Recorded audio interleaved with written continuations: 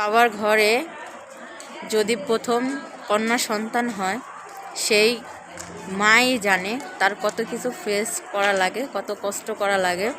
যখন সেই বাবা জানতে পারে যে তার একটা মেয়ে সন্তান হয়েছে, সেই বাবা তো খুশি হয় না, কারণ সেই বাবা জানতো যে তার একটা ছেলে সন্তান হবে।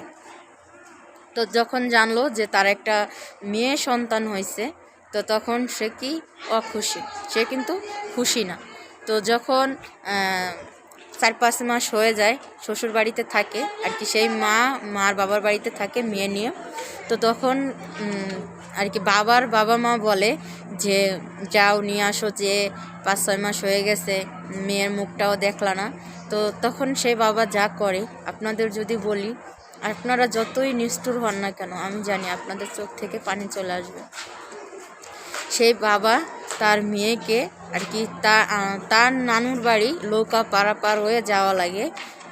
তো যখন সেই বাবা শ্বশুর বাড়িতে যায়, যে যখন নিয়ে আসে, মাদার আর কি অর্ধেক রাস্তায় নৌকার ভিতরে আর কি যখন নৌকায় ওঠে, তখন সেই মেয়েকে তার বাবা ফেলে দিতে চায়। এটা আপনারা কতটুকু বিশ্বাস করবেন কি জানি না।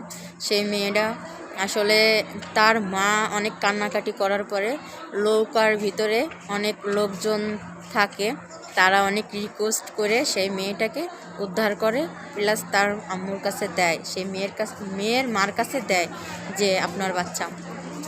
তো তখন যদি নৌকার মধ্যে থেকে যদি নদীতে চাইলে ফেলে দিতে চায়, তাহলে বুঝেন সেই মেয়েটাকে কি ভালোভাবে মানুষ করে, আদৌ কি ভালোবাসে? তার থেকে যায় যে না পাওয়ার আশা, যে আমার একটা ছেলে হবে।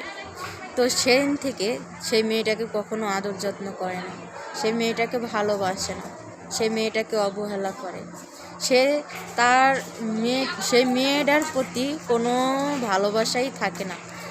কিছুদিন যেতে তার যখন একটা ছেলে সন্তান হয়, সেই ছেলেকে খাবার এনে দেয়, বলে মেয়েরাও ছোট, ছেলেও ছোট, 2-1 বছরের পিস।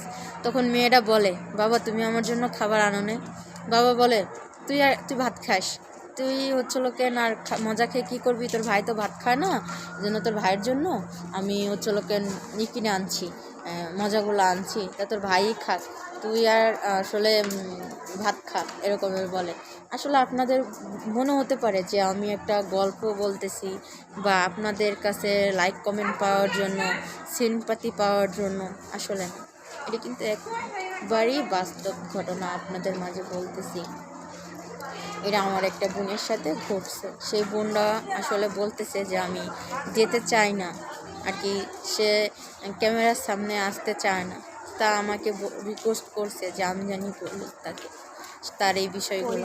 আসলে সেই জন্যই বলতে বলছে যে কোনো বাবা কখনো জানি মেয়ে সন্তান হওয়ার জন্য তার মার সাথে মারতে জানি নাই মেরে ফেলায়, আর সেই মেয়েটাকে কখনো জানি অবহেলা না করে।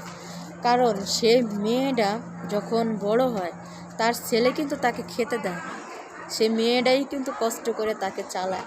সেই বাবার কি মনে পড়ে যে আমার মেয়ের সাথে আমি এরকমের করছি, আজ কি করে পারি আমার মেয়ের টাকার জিনিস খাওয়ার জন্য, আমার মেয়ের টাকার ওষুধ খাওয়ার জন্য?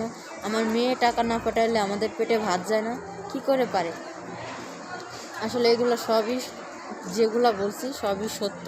আপনাদের কাছে কোনো সিম্পাতি পাওয়ার জন্য বা কোনো লাইক কমেন্ট পাওয়ার জন্য, এসবের জন্য আমি মূলত বলি নাই। আপুটা সামনে আসতে চায় না, আপুটা বললো যে তার মাকে নাকি মারতে মেরেই ফেলছে। আসলে মারতে বলতে মেয়ে হয়েছে সেই জন্য খেতে দিত না, হ্যাঁ, বলতো যে ওর আম্মু নাকি ওদের জন্য, ওর আম্মু নাকি কুফা, ওর আম্মু নাকি আসলে ভালো না, হ্যাঁ, অনেক কিছু বলে ওর আম্মুকে করে দেয়, ওর আম্মুকে বের করে দেয় আর কি, মারতে বের করে, মেরেই ফেলে। তো এই জন্য বলবো যে কেউ কখনো এরকমের করবেন না। আর আসলে সেই মেয়েটাই এখন তার ফ্যামিলি চালায়। তো দেখেন, আপনার ছেলে আপনাকে খাওয়াবে, মরলে মাটি দিবে, এই আশায় ছেলে আশা করেন, কিন্তু আপনার মেয়েরে যে আপনি কত কষ্ট দিলেন, আপনার মেয়ে যে আপনার থেকে ভালোবাসা পেল না, আপনার মেয়ের মনে যে কত কষ্ট লুকিয়ে আছে। তো আমি চাইবো যারা আমার ভিডিওটা দেখবেন অবশ্যই শেয়ার করে দিবেন। আবারও বলছি, আপুরা আসতে পারে নাই, তার জন্য আসতে চায় না, উনি আমাকে বলছে, তাই আমি আপনাদের মাঝে সত্য ঘটনা তুলে ধরার জন্য।